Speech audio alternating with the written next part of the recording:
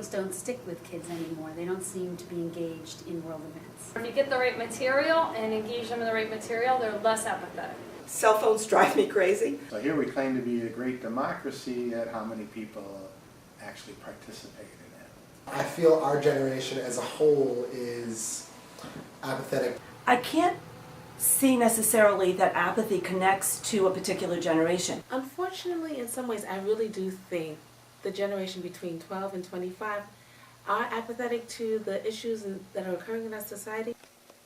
Apathy is a lack of interest or indifference. It has been said that the .NET generation, ages 12 to 25, are apathetic towards world issues, scientific occurrences, and leadership. On the other hand, it has also been said that this generation is simply unaware. First, we will show you the opinions of those who feel that the .NET generation is uninvolved and uninterested.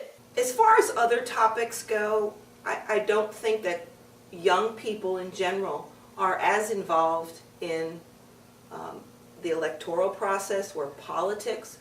I see my own children who are in their 20s not voting. And I couldn't wait till I turned 21, and I had to be 21 to vote. I couldn't wait to get in there and learn about the process and how you do it. I don't see that happening. I know it may be a cliche, but technology definitely leads to a lot of it, because the whole society of instant gratification definitely gives you the feeling of, I deserve it, I can get it now, that way I don't have to try any harder to get it, because without the impetus to work harder for a goal, there's no need to work harder. Why would you work harder if you can just take the easy way out? And then if there's a generation of kids taking the easy way out, they don't have to care about any issue as much, and that can definitely lead to apathy in society, because why, if it doesn't affect them, why should they care?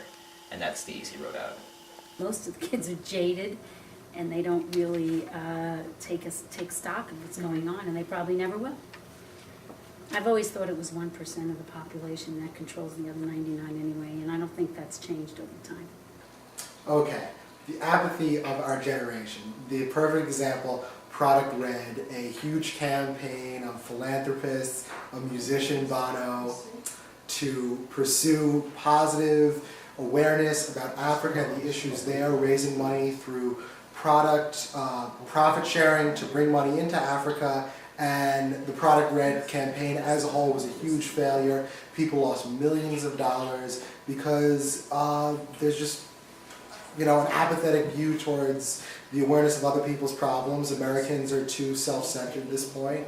Our generation has their own issues, the internet, sports, stress. I think it's a very serious problem. I mean, if you look at people who vote, very often it's the young people that are the lowest percentage of voting for candidates. And here, if you're looking at next year, we're going to be picking a new president, and you would think that with having people select the most powerful office in the world, they'd be very interested in that.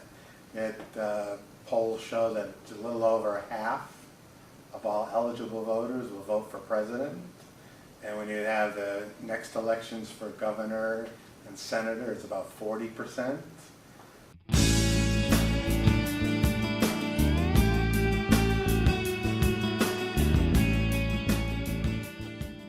This generation needs to become more involved in other people's struggle and to look outside of their community, to get involved in more community service, humanitarian efforts. Students don't realize that the cycle of poverty that some people are going through is really difficult to break. Even incidents like Hurricane Katrina, there might be students who think, well, why couldn't they get out of Louisiana? Why couldn't they leave New Orleans? Without realizing that these people didn't have transportation, and they didn't have money to get transportation. It wasn't as easy for them as maybe for a more affluent community. And so I think that some of the apathy comes from students just not realizing that it's really difficult to help yourself if you don't have the resources available to you.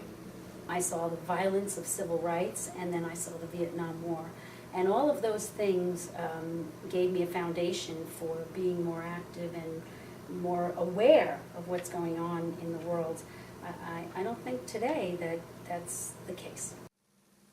On the other hand, some believe that the .NET generation is not apathetic.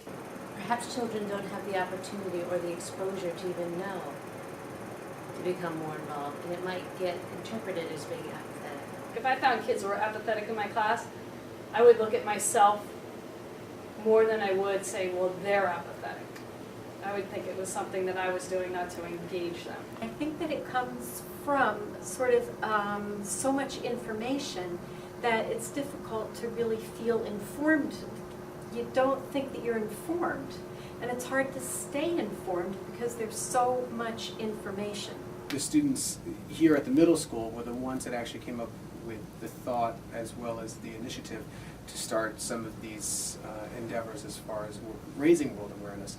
So I hate to say it's not the blanket statement as, you know, this generation, which I've been informed as the .NET generation, are students that are apathetic. I think in every generation we have apathetic people. We also have people that are outgoing individuals. We are here to talk not only about education funding levels, but to talk about what our congressional members must do to re-engage young people in the electoral process in this country.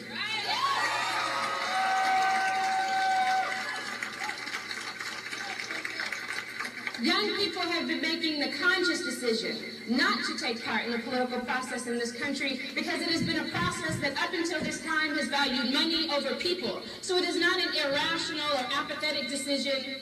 We have chosen until this point not to participate because our government has not reflected young people's priorities in their funding priorities. And today is the day that that changes.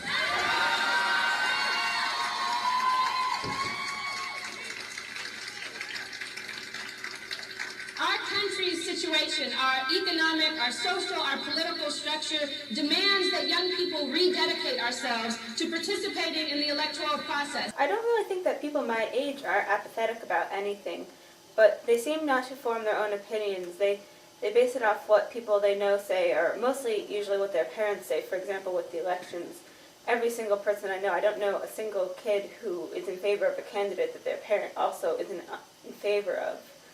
And people would be apathetic if they didn't have anybody to take opinions from. Well, I think that students aren't necessarily apathetic across the board, but I think that maybe 10% of the students seem to be very active, where the rest of the student population a little bit follows the leaders, and they expect that 10% to do most of the work. Moving forward from this point, what can be done to spark a greater interest in youth? Get involved in one of the political campaigns.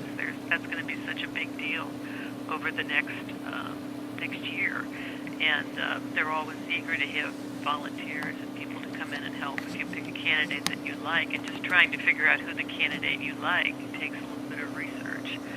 But it's easy to do on the web, so that might be one good way of doing it. Another is always to pick an issue that you're really interested in. Travel more in the summer, see more places, get involved in more cultural things. Make it relevant to their lives. Make it handleable. Just try to take it in bites that you actually feel like you can do something about. We have a school newspaper. Perhaps we need to work to kind of expand the focus on that to be a bit more global. Guide students in understanding the world issues. Present issues to kids, also to bring in speakers. The lessons that we teach in school also need to incorporate the greater community and the greater world. I care about the future and what might happen if we don't think about things now.